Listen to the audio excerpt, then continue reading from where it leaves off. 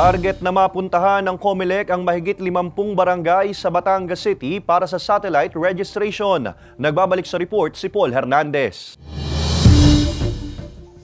Minuto lang ang binilang ng pagpapatransfer of vote ng mag-asawang Lolita at Roberto ng Barangay Dalig sa Batangas City. Mabilis lang natapos dahil kakaunti ang nagpaparehistro tanghali kanina. Ina-assist naman po kami dito, kaya mas maalwa na.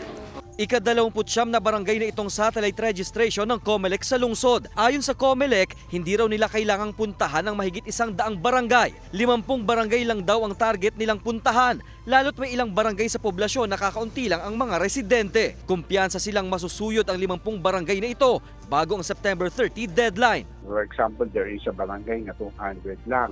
Botante, meron pa nga 175 lang.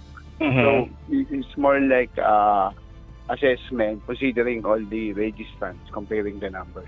Pumalo na sa mahigit 11,000 ang aplikasyong natanggap nila para sa pagpaparehistro. Nag-a-average ng 200 hanggang 300 na application ang natatanggap nila sa bawat barangay. Umpisa pa lang ang third month, hanggang September pa naman yun.